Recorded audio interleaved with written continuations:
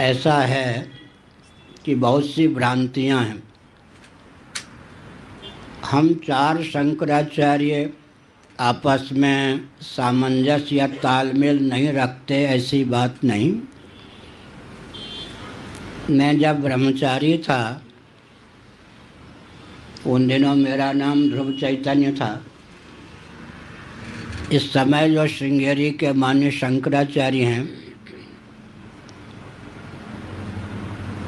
उन दिनों 1972 में ये विद्या अध्ययन कर रहे थे। 87 दिनों तक मैं श्रृंगेरी मठ में रहा हूँ और पूर्वाचार्य महाभाग 4-5 घंटे हमको अपने साथ रखते थे।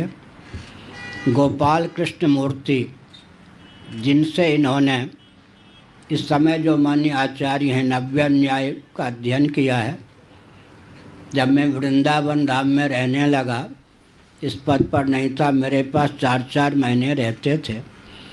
श्रृंगेरी के मान्य जो इस समय शंकराचार्य हैं, सन 72 से मेरे परिचित, समझ गए। और श्रृंगेरी में 2 बार उन्होंने मुझे बुलाया जब मैं शंकराचार्य पद पर प्रतिष्ठित हो चुका था। एक बार तो चारों पीठ के मान्य शंकराचार्य और मेरे ही अनुरोध पर कांची वाले महान भाव को भी बुलाया गया। मैंने कहा कि चतुष्पीठ के आचार्य के रूप में आप मत माने, लेकिन एक दंडी स्वामी प्रबुद्ध मनीषी के रूप में माने। तो मेरे ही अनुरोध पर कांची वाले महाभाग भी उसमें सम्मिलित हुए थे। उसके बाद फिर से उन्होंने मुझे बुलाया, तो 2 बार तो मैं श्रृंगेरी की यात्रा कर चुका हूँ। तीसरी बार जब कांची के पूर्वाचार्य महाभाग विद्यमान थे, श्री जयेंद्र सरस्वती जी ने कहा, संवाद भेजा कि अगर आप कांची नहीं आते हैं तो अनशन करके शरीर छोड़ दूँगा। तो मैं गया तो गौरी शंकर जी, एडमिनिस्ट्रेटर ऑफ श्रृंगेरी मठ, ने सूचना दी आपको कि ऐसा ना हो कि कांची वाले बाजी मार जाएं। वो ख्यापित करने लगे कि पूरी पीठ से उनको मान्यता प्राप्त है, अब आप श्रृंगेरी भी आइए। तो 3 बार तो मैं 25 साल की अवधि में श्रृंगेरी के मान्य शंकराचार्य जी के बुलाने पर श्रृंगेरी जा चुका हूँ। नरसिंह राव जी ने जब रामालय ट्रस्ट नहीं बनाया था तब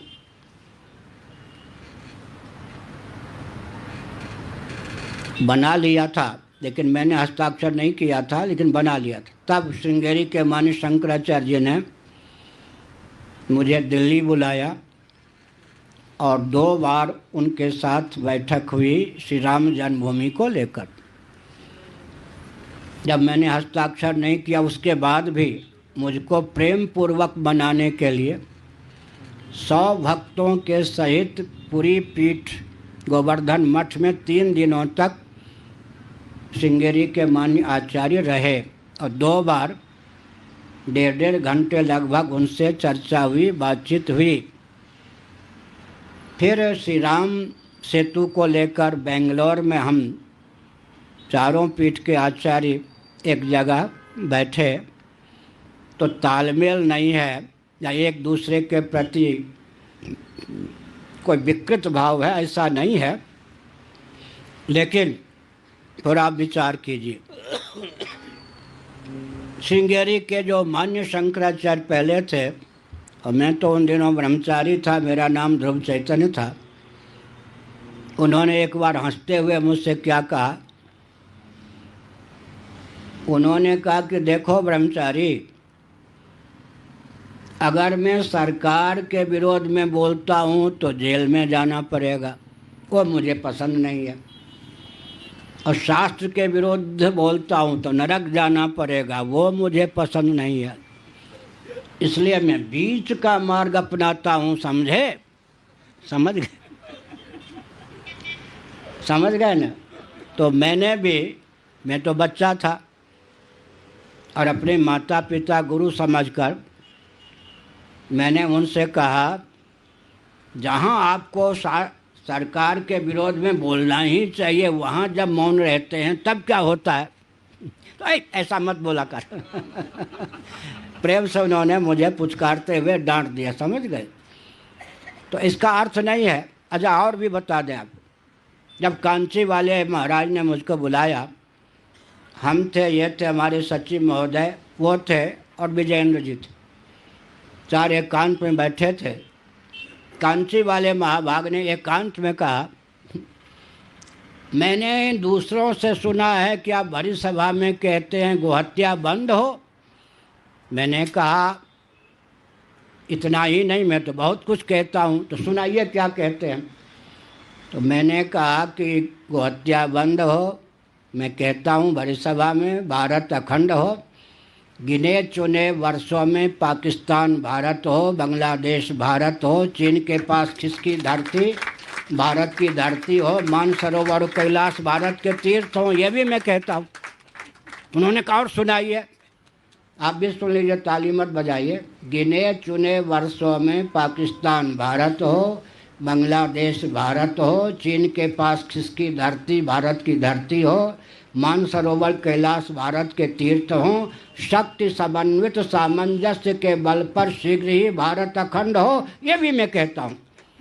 तो मान्य श्रृंगेरी कांची के आचार्य जी ने कहा, चाहता तो मैं भी हूँ, लेकिन बंद कमरे में भी नहीं बोल सकता। तो चाहते हैं या नहीं? चाहते तो हैं ना। अच्छा, हम ही दो ही थे, तीसरे हमारे साथ कोई थे भी नहीं।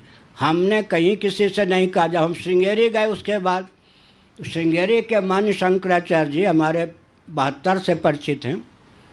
उन्होंने एकांत में क्या कहा मालूम है? बेतार का तार इसको बोलते हैं हिंदी में। लोगों ने मुझसे कहा है कि आप कहते हैं गोहत्या बंद हो, हमने सुना दिया, हम तो ये भी कहते हैं। उन्होंने कहा, बंद कमरे में नहीं कह सकते, लेकिन हो जाए तो बहुत आनंद की बात। इसका मतलब समर्थन है या नहीं? अरे, अभ्यंतर समर्थन प्राप्त है या नहीं? और अगर वो बाहर से बोलने लगे हैं तो धन उनके पास रहे, जमीन उनके पास रहे। कुल 4-5 एकड़ में हमारा मठ रह गया, समझ गए? हम जब शंकराचार्य हुए तो कुल 1.5 एकड़ में गोवर्धन मठ था। उसकी सब जमींदारी अराजक तत्वों ने हड़प ली थी। मेरे आने के बाद 5 एकड़ में गोवर्धन मठ हुआ। उड़ीसा सरकार ने एक तहसीलदार के माध्यम से ओ श्री जगन्नाथ जी के ट्रस्ट को हमारी पूरी ज़मीन सौंप दी। अभिप्राय क्या कि कल कहूँ कि शंकराचार्य मठ खाली करिए तो करना पड़े। हमारे साथ यह अत्याचार होता है, हम घुटना नहीं टेकते। तो हमने क्या किया? हमने उत्तर कुछ नहीं दिया। हम उड़ीसा के बाहर थे, इनके द्वारा फ़ोन करवा दिया आश्रम के व्यक्ति को। एक ही तारीख में, एक ही समय में हमारे जितने आदित्य वाहिनी के सदस्य हैं, बिना मुर्दाबाद जिंदाबाद किए मौन यात्रा निकालें। एक दफ्ती पत्र लिख दें, हे सर्वेश्वर शासन तंत्र के दमन का दमन कर। हो गया। 22 जिला के व्यक्ति एक ही समय घर से निकल आए। उसके बाद मुख्यमंत्री ने कहा शंकराचार्य से तालमेल रखना है, विरोध मोल लेना ठीक नहीं। अब वो तालमेल बैठा रहे हैं। इसका अर्थ क्या हुआ समझ गए ना? यह मार्ग आजकल स्वतंत्र भारत में, परतंत्र भारत में उतना जटिल मार्ग नहीं था। ये महाराणा प्रताप का मार्ग है। इसलिए मान्य जो शंकराचार्य हैं मेरे अतिरिक्त, क्यों नहीं चाहेंगे? और चाहते हैं कि गोहत्या बंद हो, भारत अखंड हो। मानो उन्होंने कहा है कि आप बोला करिए, अंदर से हम साथ। हुआ ना? तो विरोध कहाँ? अब बोलें तो मेरी तरह दशा हो। ऐसी सेकंड में यात्रा करता हूँ, अभी रिजर्वेशन होता है नहीं होता है, समझ गए ना? सरकार ने तो हमको धर्म ईश्वर के ही सुपुर्द कर रखा है। इसका मतलब धर्म ईश्वर के बल पर हम सुरक्षित रह सकते हैं। सरकार की ओर से जितनी दुश्मनी निभाई जा सकती है निभाई जाती है, पूरी उपेक्षा की जाती है। अब आप समझ लीजिए कि इस मार्ग पर चलना कितना कठिन है। अंग्रेज़ों के शासनकाल में, यह हैदराबाद कहाँ है, वहाँ मुसलमानों का शासन था, लेकिन नवाब भी जब कोई मान्य शंकराचार्य उधर से जाते थे सम्मान करते थे, ये नहीं शाही। अंग्रेज़ों के शासनकाल में, मुसलमानों के शासनकाल में शंकराचार्य अपने अस्तित्व और आदर्श की रक्षा कर सकते थे। स्वतंत्र भारत में उससे विकट परिस्थिति है। मेरी अनुकृति भी कोई कर ले तो जेल में पहुंच जाए, समझ गए। जो मैंने बताया, राजौरी में जाकर सेना के ब्रिगेडियर पद पर, उसमें कर्नल और ब्रिगेडियर के नीचे के कोई नहीं थे। वहाँ मेरा 45 मिनट का प्रवचन है कि हम पाकिस्तान लेकर रहेंगे, लेकिन खून की नदी नहीं बहने देंगे, बड़े चाव भाव से पाकिस्तान भी लेकर रहेंगे, भारत अखंड हो। मेरी नकल भी कोई करेगा तो अकल ठिकाने हो जाएंगे। इसलिए मान्य शंकराचार्यों का अंतर्निहित समर्थन तो प्राप्त है।